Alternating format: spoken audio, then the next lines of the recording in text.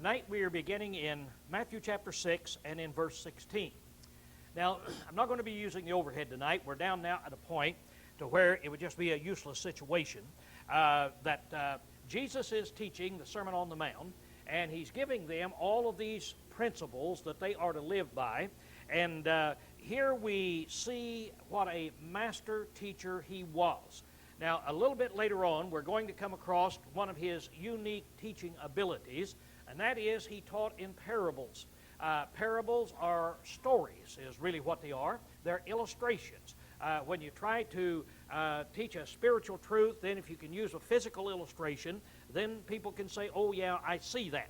So he was a master parable teller. Now here, these really aren't parables, but they are statements. They're very pithy statements. They are instruction that's given to us in such a way that once you hear them, you never forget them. They just stick with you. And so I'm not going to try to spend 30 minutes on each one of his statements tonight, because all that would do is just detract from it. When you read some of these things he said, like, let not thy left hand know what thy right hand doeth. Isn't that pithy? In other words, how many times you have to hear that before you remember that? See? It's just something you hear, you remember, and you use it the rest of your life. Now, tonight, Jesus is going to be giving us some teachings that are very, very simple teachings, and yet very important teachings, because they go right to the heart of our life. So let's keep this in mind. That's what really makes the gospel so great. What makes the teaching of Jesus so great is that he doesn't teach great philosophical truths that the philosophers were arguing about, but he goes straight to where you live, how you live every day, how you relate to your fellow man. Very foundational things, and he makes them so that they are something that we can all understand. Now, we've started out here when we get down in chapter 6. He started out, he said, take heed that you do not your righteousness before men. Now, he started out this Sermon on the Mount talking about their righteousness should exceed the righteousness of the scribes and the Pharisees. Then he told them several things they should do. Now then in chapter 6, he's talking about some attitudes, dispositions that we should have. He's talking about here when you go out to do alms and help the needy. Don't blow your trumpet before crowds. Don't try to show off. Go out and do the good works. When you pray, don't make a show of your prayers so people will look at you and say, oh, what a righteous person that person is. Don't make long, pretentious prayers. And then he told them how to pray. And it's a very short prayer, not a long prayer at all. Now then, in verse 16, this is where we start tonight. He said, moreover, when you fast. Now, fasting is something that people do in very serious situations, very serious times. The Jews had only one fast that they were commanded to do. They had one fast day that they were to do in the 7th month of the year. But they had other fasts that they did. Now, you fast when the situation is brought forth. If some horrible thing happens to you, somebody in the family dies, generally you lose your appetite and you fast, and you may not eat for 2 or 3 days. There's something seriously on your mind. Paul fasted when he was getting ready to go out on that great missionary journey that he had. He was giving himself to contemplation and thinking about that. And it was not a time for banqueting. It was not a time for happiness and so forth. It was a time for contemplation there. And so they fasted at that period of time. So fasting is something that a person can do. It's not anything that is commanded, but it is something that oftentimes we do just because of the seriousness of the situation that we lose our appetites. Now, he said, now, when you do fast in here, when you do fast, now, oh, by the way, the Jews, you remember how many times they fasted? Later on, we'll run across a lot of these things. The Jews bragged, and they said, we fast twice a week. 2 days a week, I fast to show you what a wonderful man I am. And it's going to be down there where this Pharisee was praying to God, and Lord, I fast twice a week. I'm sure glad I'm not like this guy over here. See? And so they were bragging on themselves in doing this. So these Jews would go out, and they wanted everybody to see what righteous people they were. So they would stand on a street corner, and they would pray to God so everybody would see them. They'd go out, and when they got ready to do their good works, they would make sure everybody saw them before they helped the needy. And now then, when they got ready to fast, notice what Jesus says here. He's condemning their actions, what they did. Moreover, when you fast, be not as the hypocrites. Perhaps some weren't here last week. What's the definition of a hypocrite? He's an actor. He's a stage actor. That's what it means, a stage actor. Somebody that plays the part of another. So now, don't be the part of, as a hypocrite of a sad countenance, for they disfigure their faces, that they may be seen of men to fast. So they go out and they paint something. They generally put dust and charcoal on their faces, and went out a lot of times dressed in sackcloth and ashes, so everybody would know they're fasting, what righteous men they are. Well, he says, they do this then to be seen of men. Verily I say unto you, they have their reward. You notice how many times he's saying this? In other words, that's the reason they're doing it. They're being rewarded by people seeing them, and that's all that they're going to get. They're not going to get anything from God. He said, verily I say unto you, verse 17, but thou, when thou fastest, anoint thy head, wash thy face, that thou may not be seen of men to fast, but of thy Father who is in secret, and thy Father who seeth in secret shall recompense thee. In other words, if you're going to fast, get up, anoint your head. Do what they did every day of the week. As we would say, get up, shave, comb your hair, go out so that people will not notice there's anything different among you. When it talks about anointing here, the people that lived over there in that dry climate, they would anoint themselves. And by the way, what does anoint mean? Pour on. It's pouring oil on. And so they would pour oil on, like people slopping on aftershave lotion or something. They would put oil on. It would be olive oil. Why would they anoint their face and so forth with oil? Because of the sun, the weather that they have there. So this was a normal thing for them to do, was to anoint. Now, lest we get all mixed up, what does the word Christ mean? The anointed one. The anointed one. But not everybody who anointed themselves, when they poured oil on themselves, were the anointed ones. The way that they made kings and priests in the Old Testament was by pouring oil on the head of the individual. They would have a ceremony. There would be a prophet comes up and says, God is anointing you, or inaugurating you would be a way that we would say it today. He's setting you into this office. Today we have inauguration services. Then they had anointing services. Our inauguration, put your hand on the Bible and swear. They didn't do that. Their anointing service is that the prophet, coming in the power of God, would pour oil on their head. Then they were called the anointed. Now, out of all the people who were anointed, the priest and the king, out of all of them, they talked about the anointed one in the Old Testament. They kept talking about now when the anointed one comes. Right? There is in all the people that's been anointed, there's one man that is anointed in a special way. And the Hebrews called him Messiah. What did the Greeks call him? The Christ. Because Christ means the anointed one. See? And so, but these people here, this has nothing to do with Christ. You get up, you pour your oil on your head, get ready, so when you go out, people will not notice what you're doing. God will see you. He sees in secret. He will reward you in secret. Don't try to be seen of men. Now, in verses 19 down through verse 34, he's going to tell us about our attitude toward worldly gain, things that we have in this world. He said, lay not up for yourselves treasures on earth, where moth and rust consume, and where thieves break through and steal. But lay up for yourself treasures in heaven, where neither moth nor rust doth consume, and where thieves do not break through and steal.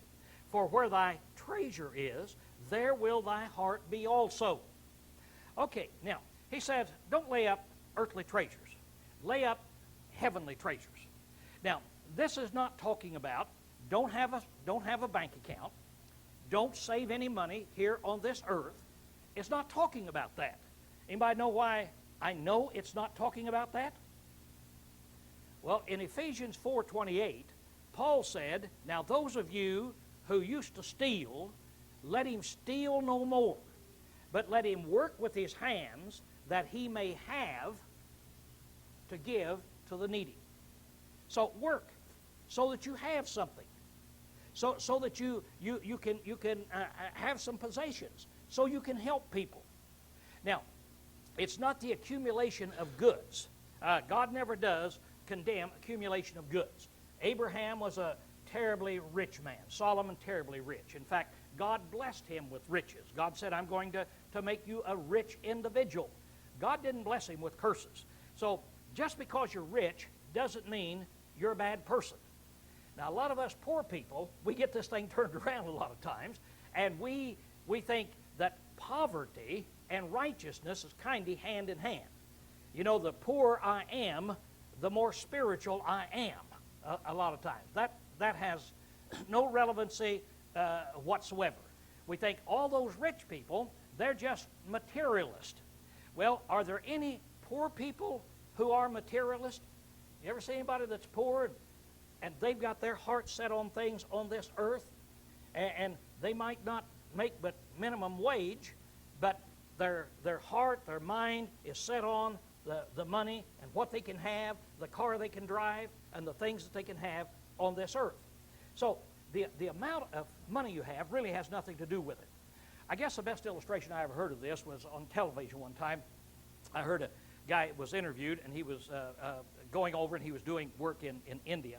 And so it showed that they went out, and here was a family that lived on a garbage dump. That's where they brought the garbage out, and they dumped it, and that's where they lived. The little kids played on it, and that's where they ate. This family would eat out of this garbage dump, and they'd run around, and they found something that they would play with it. And one of them found a flashlight battery. And that was the greatest thing in the world. And they were running around and had that flashlight battery, and everybody was wanting that flashlight battery, and that was just a tremendously great thing. Well, this American said to this other guy, he said, boy, you know, people back in America could see this. He said they'd understand about materialism, that these people are not materialistic. And the guy said, oh, wait just a minute, hold it. I said, oh yeah, that's what this is all about. You notice who's chasing the guy with the flashlight battery? You know why they're trying to chase him and get him? Because they want that flashlight battery. Because that's the neatest thing on the garbage dump. And I want the neatest thing wherever I'm living. And so he said, all you're doing is in America, you can have a materialistic person with his house, with his car, with anything, his billy goat. It doesn't make any difference what it is. It can be materialistic, and the people here are materialistic. Humans are the same everywhere. That made an impression upon me to see that happen. Now, what he's saying here is that there's two places that you can lay up your treasure. Now, we're talking about treasure. That treasure doesn't necessarily mean a bank account, does it? Are there other treasures other than bank account? Could real estate be a treasure? Could your house be a treasure? Could something, you say, yeah, but all that's money. Well, yeah, anything you got could be a treasure. Now, here's the point he's getting. He said, and what he's talking about is hoarding, if you just want to get the word. That's hoarding. By hoarding it up. What do I mean by hoarding it up? Here it is, I'm hoarding. I'm making money. I'm hoarding. It means I'm trying to accumulate. I'm trying to accumulate much more than what I need, and I'm doing it for myself. See? And so I'm materialistic in that sense. Now, he said, one thing that's wrong with it here is on this earth, when you hoard it up, it can be destroyed so easily. Either a thief can get it, or moths can go in and eat up whatever it is that you've got, whether you've got their clothing or whatever it is. And he said, where thy treasure is, and here's the big thing. Here's the thing to remember. Just write this down. Where thy treasure is, there will thy heart be also. Now, you check yourself out, and you can tell now whether you're laying up on this earth or whether you're laying up in heaven. Where your treasure is, there will your heart be.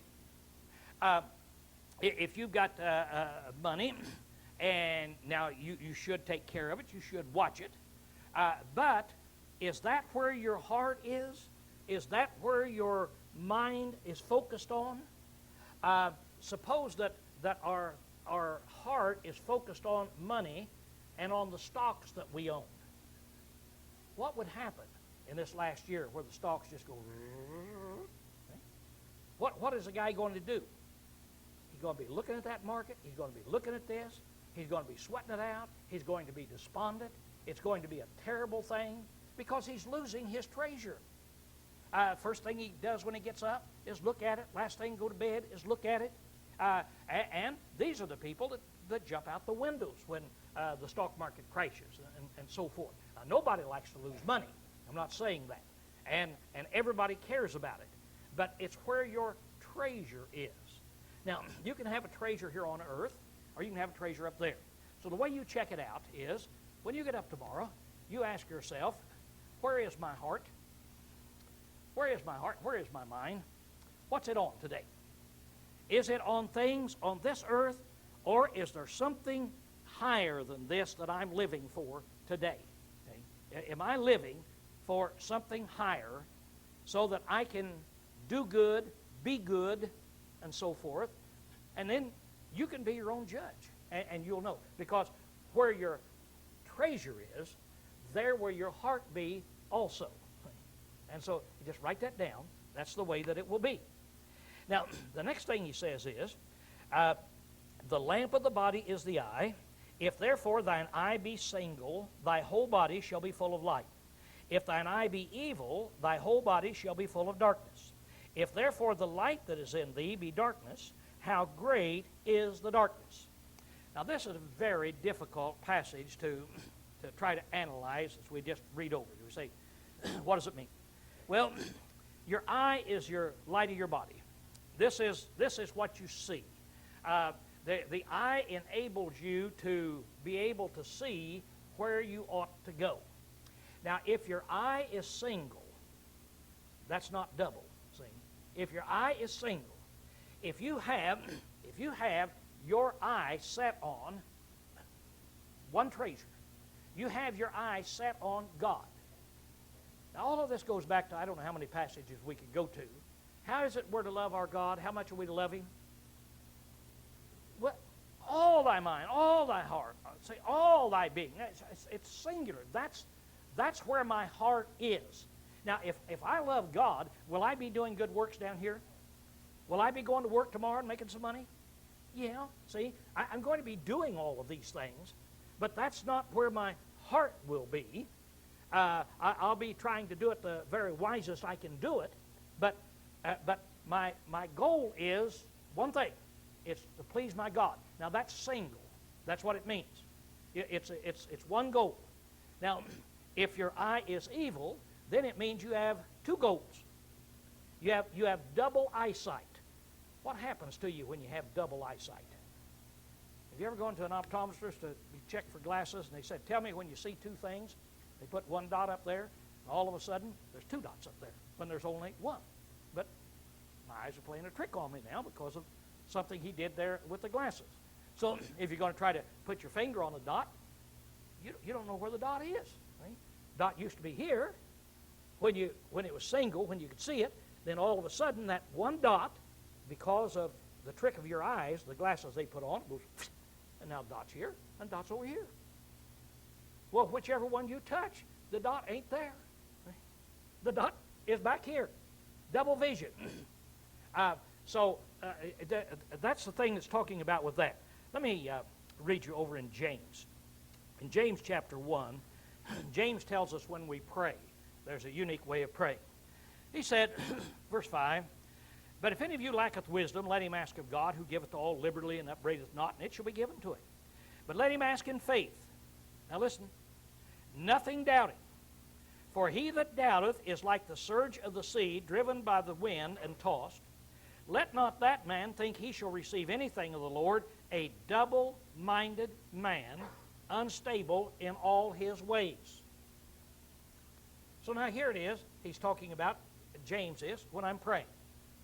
Lord, please, and whatever it is I ask him for, I know the Lord's going to answer this, but I'm not sure. I doubt if he will answer my prayer. Lord, I'm not sure. Does the Lord really answer prayer? Yeah. Yeah, Lord, please. In other words, one minute I'm praying to God, the next minute I doubt that God is going to give it to me. And what does God say about this? He says, you're a double-minded man. See? Double-minded man. I'm not giving you anything, he says. Now, this over here is a double-sided man. So what am I like now? Here it is. I get up in the morning. I really want to obey God. I have my heart set on God. And boy, I have it set down here too. I have it set. My whole goal in life is to have this or to have that. I really want to please God, but I'm going to give my life to this. This down here is what I'm going to serve God with my life, but this is where I'm giving my time. Well, what would you say about me? I'm looking at two goals. I'm looking at two goals. Won't work. That's evil. That's what he's saying. That's evil. So you do that, your whole body is going to be full of darkness. And if therefore the light that is in thee be darkness, how great is the darkness? So it may be that you think you can see, but you can't. There really is two reasons. What this passage is teaching is there's two reasons why you can't see. The first reason is darkness. If you have just absolute darkness, you can't see. The other reason is because you have your goals split. You have your eyesight split. You're looking two directions at one time. You're going to serve them both at once. No, you're not. No, you're blind. You're just as blind as if the whole thing was darkness. So this is the thing that he's trying to get us to see. Then in verse 24, he concludes that by saying this: no man can serve two masters, for either he will hate the one and love the other, or else he will hold the one and despise the other. You cannot serve God and mammon. Mammon is the Arabic word for money. So you can't do that. You can't serve two masters. When these two masters are diametrically opposed, one says go this way, one says go that way, you can't serve two. You're going to love one, hate the other, or vice versa, but one thing about it, you can't serve two masters. And he said you can't serve God and mammon. Now, does that mean mammon is really bad and you shouldn't have any of it? No. What's the key we're talking about here? You can't, what is that word? Serve. That's the key. See, you can't serve. So you have a master. So this is what Jesus is telling us. Everybody has a master. And you're going to serve that master. Now, who is your master? If your master is God, fine. If your master is money, fine. You're going to obey whichever one that your master is. But he said, mark it down, you can't do both of them. Now, if you have in your 401k $500,000, are you serving money? I thought I'd try it out tonight and ask you if you said yes, give it to me. No, that doesn't prove anything, does it? See? That doesn't prove anything. The amount of money that you have, that doesn't prove anything. It's what you're doing with it. See? That's the whole point of what you're doing with it. Are you serving in this world of working? Is that your goal? So he tells us very effectively. Then he gives us some illustrations. What beautiful illustrations they are. Therefore I say unto you, be not anxious for your life, what you shall eat, what you shall drink, nor yet for your body what you shall put on. Now, before I go any farther, let's talk a little bit about this anxious. Be not anxious. That word literally means care. And it has a connotation of overly caring, overly worried, melancholy. I want to read you a paragraph here. I think McGarvey hits the nail on the head here. He tells about this and gives some illustrations here. He said, a man by the name of Trench, when he was writing this certain book, he said, he clearly shows that when our translation was made, now, when the English translation was made and the word English care was put in, that was back in 1611 when the King James Version came in, and Shakespeare and other people lived at that time.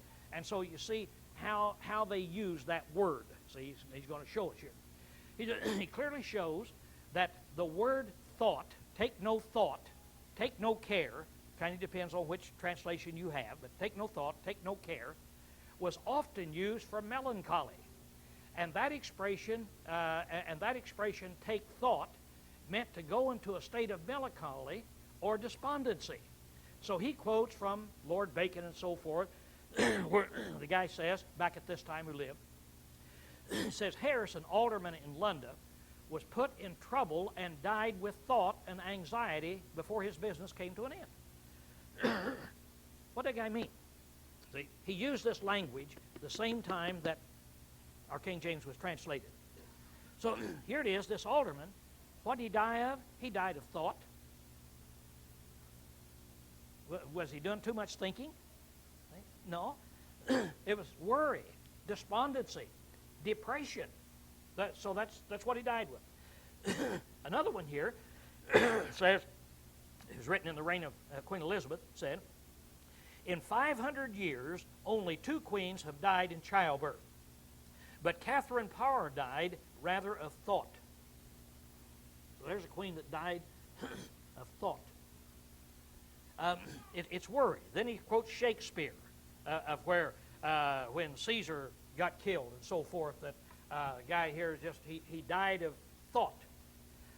It's melancholy. It's despondency, is what it is. It's excessive concern. He's not saying, don't take any thought of your life. Just walk out in the middle of the street. God will see that cars jump around you. Don't get up and go to work in the morning. Take no thought of it. If you get hungry, God will drop a hamburger out of heaven. He's not saying that. Other places he tells us, get out of bed. Don't be lazy. Go to work. Make money. ... That's in there. It said expresses the mental act of thinking, but the state of feeling which results in a despondent view of the future. Paul in Philippians 4 said, be anxious over nothing. In other words, don't let anything come in your life that causes such despondency that it affects your health like this. He's not saying don't take any thought of this. You remember Martha and Mary when they came in, and Mary was in there, sitting there, listening to Jesus. Martha came in, and Martha was just a nervous wreck. I think we'd like Mary, but Martha, she was just a nervous wreck. And finally she came in. She had been in there fixing dinner for Jesus and doing all this, and she came in, and she said, Lord, don't you care anything about me? Said, Mary's in here listening to you, and I'm in there doing this. And the Lord says, Martha, Martha, thou art careful over many things. He's rebuking her. He said, but you're forgetting the most important thing. Mary is involved in the most important thing. You're careful about your cooking. You're careful about your serving me as your guest. Well, should you be careful in the way we think about that word? Well, sure, yeah, you ought to be careful. But Jesus is rebuking her. In other words, you're making a mess out of your life, Martha, in there worrying and fretting about these physical things. So, don't worry and fret, become anxious, become despondent, go into depression. for your life, about what you shall eat, or what you shall drink, nor forget your body, what you shall put on. Is not the life more than the food, and the body the raiment? Behold the birds of the heavens, that they sow not, neither do they reap, nor gather into barns, and your heavenly Father feedeth them. Are ye of not much more value than they? Isn't that graphic? How do you explain that? We all see that. See? Here the birds are coming back into the country now, and there's plenty of food that is around there. I throw some seed out in front of my office window so I can watch the little sparrows, and some of the birds come in there and get down there. And I'll often sit in there and I think, now that little sparrow right down there is just like I am. That little sparrow's down there, and boy, he's working. He's picking up those seeds. He's trying to eat as many as he can eat, because may run out of seeds. I mean, this is trying to get it up. Another sparrow runs down, picks at him, scares him off, and he starts eating those seeds. And another one comes down, and they fight over those seeds. And I say, now here I sit in here. If they eat all those seeds, I got another bucket full. I'll take out there and I'll throw it down. But those little sparrows don't know that. They're out there fighting over it. Who's going to get it? See? They don't know that there's somebody higher who's actually providing that. Now, let's turn it around. Here I'm sitting in my office looking at those sparrows, but I'm the same boat, aren't I? I'm sitting in there, and there's somebody that's watching out for me, and yet I go out and I work, I make money. It's awful easy to think, look what I did. Look how I provided, you see, in here. But there's somebody up there that's providing. And so it says, Lowell, don't you think that you're more valuable than a sparrow? Well, I'm not sure I've even learned that lesson yet. I can preach it, but it's so graphic when you got it. Then, 27, and which of you by being anxious, there's that word again. Now, you go into despondency tomorrow. I want you to stay up tonight and worry all night long and go into despondency, go into depression, make yourself sick. I want you to go right to point of death, see? And let's see if this works. Let's check Jesus out. Which of you by being anxious can add 1 cubit unto the measure of his life? See whether you can add anything to how long you're going to live by worrying about it. It can't be done. And why are you anxious concerning raiment, clothes? Boy, isn't it important that we have all the very best that there is, the very prettiest on here? Then he says this. He says, consider the lilies of the field, how they grow, they toil not, neither do they spin. Yet I say unto you that even Solomon in all his glory was not arrayed like one of these. How picturesque, you see, that it is. You can read it, never forget it. But if God does so clothe the grass of the field, so it's more beautiful than Solomon, which today is and tomorrow is cast into the oven, shall he not much more clothe you, O ye of little faith? Don't you think God will take care of you? See? If he takes care of the grass that grows up, beautiful. And we're about to have all of these flowers that blooms out. When the flowers bloom out, how long is the bloom going to be there? Well, all of a sudden you look over and, oh, that bloom is gone. See? Just like that. Well, if God makes something that pretty for that short a period of time, don't you think he would clothe us? Be not therefore anxious, saying, what shall we eat, what shall we drink, or wherewith shall we be clothed? For after all these things do the Gentiles seek. For your heavenly Father knoweth that you have need of all these things. So we have a Father in heaven that says, I will provide. So we ought to be able to sleep a little bit better in whatever comes along than people that do not have that kind of faith and confidence in God. In whatever it is that comes along. We're in a economy crunch now, whatever word you want to call it, whether you want to call it recession, depression, or whatever, it doesn't make me any difference. It's not a pleasant thing. Everybody's talking about it. A lot of people worried sick. But I ought to be able to sleep a whole lot better than somebody that doesn't believe that there's a God up there. See? That's what he's telling us here.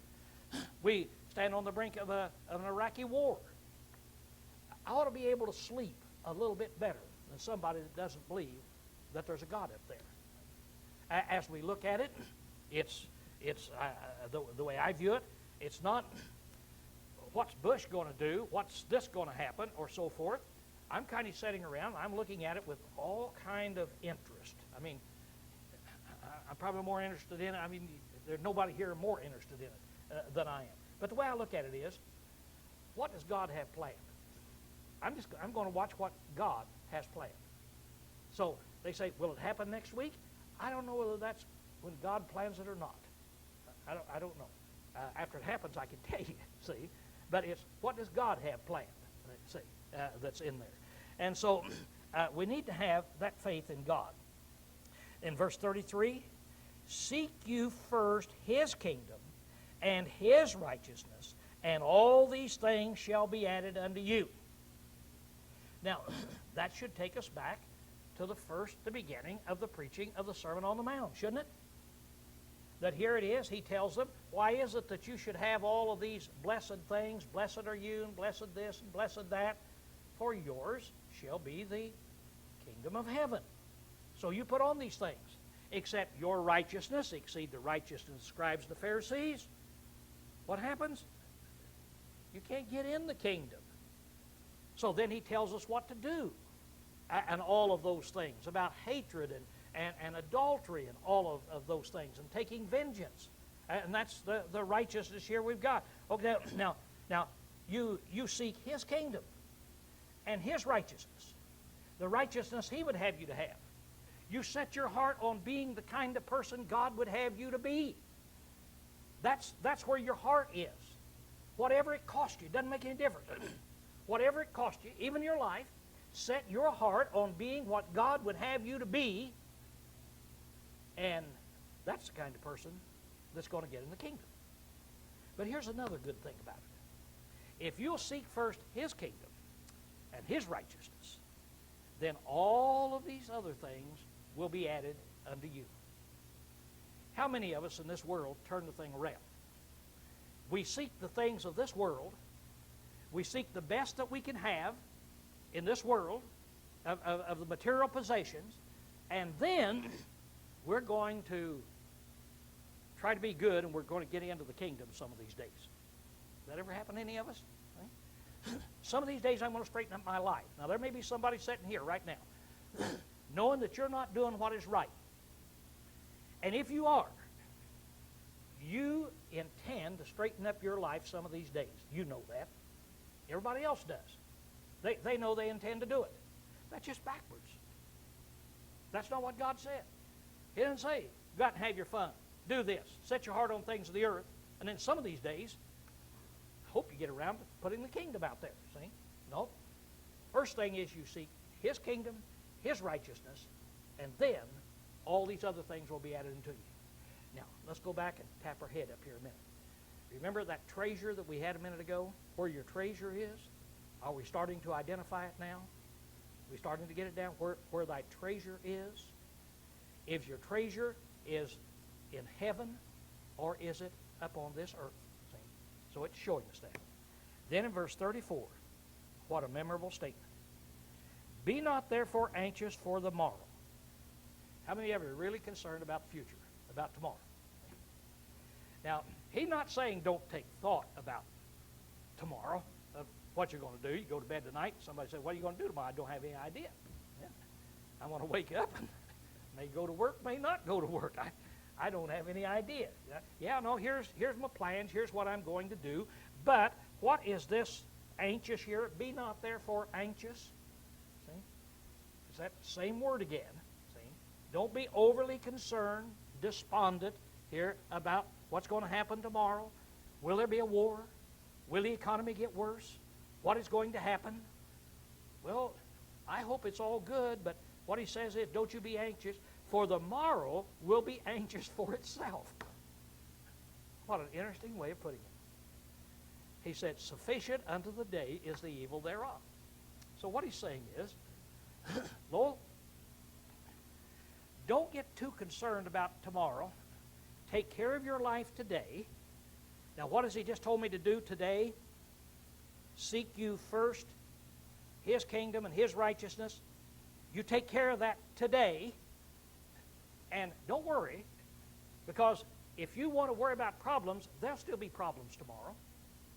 There's going to be enough problems to be sufficient, God says. Every day there'll be enough problems in it to give you concern. So if you're worried about running out of problems, don't worry about running out of problems. The Lord said, they'll be out there. So what is our problem? Our problem is not running out of problems.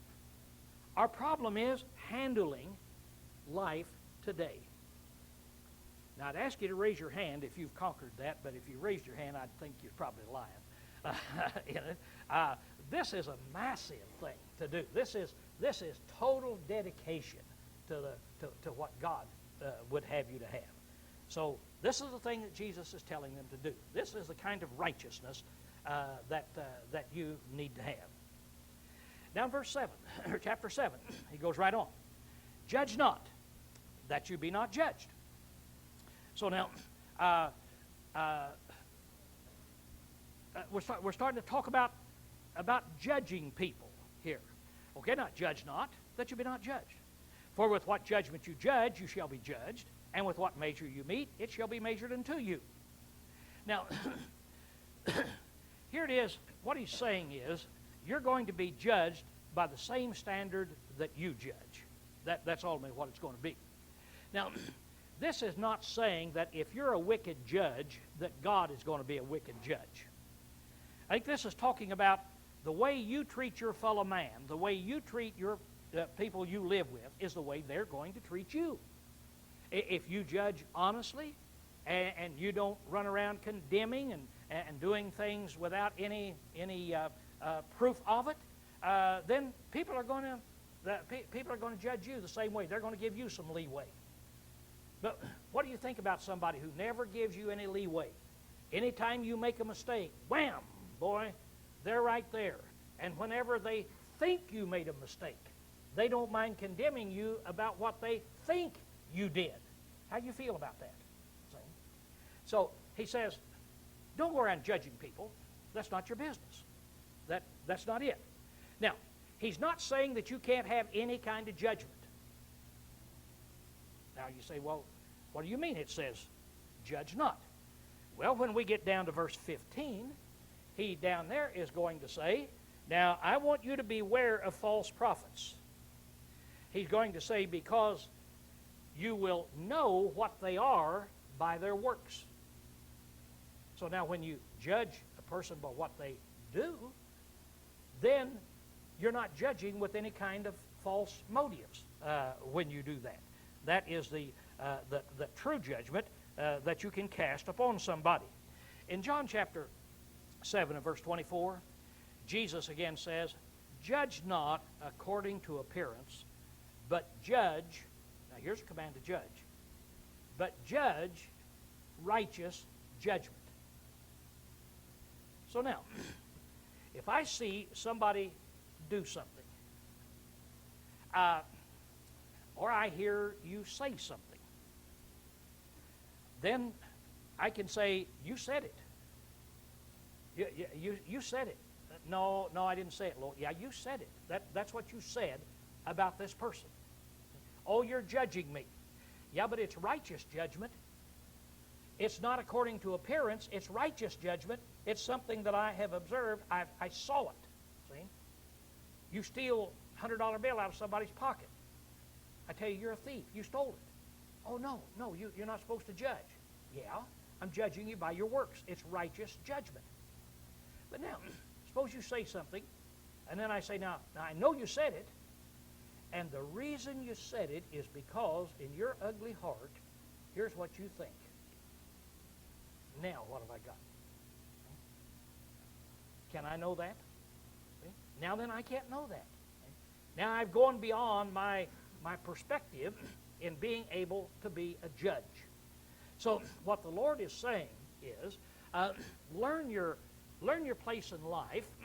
God didn't put you down here as a judge of mankind. God is going to be the judge. But God did put you down here to do righteous things and expect other people to do righteous things. And you can make the decisions when it is righteous judgment on the facts of the situation. But don't run around jumping to conclusions. Don't try to go around and judge people's motives in the reason that they do certain things. So he said, now, if you do, then get ready. It's going to come back to you. It's going to come back to you. You know, this is kind of like Paul said when he says, whatsoever a man soweth, you finish it.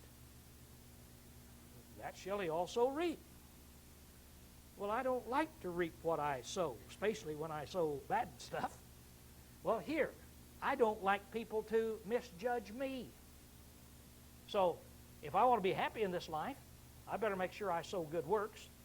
And I better make sure that in my judging, what do? I better judge the way I want people to judge me. And so if I do that, there's not going to be any problem along that line. Okay, there's where we have to close tonight.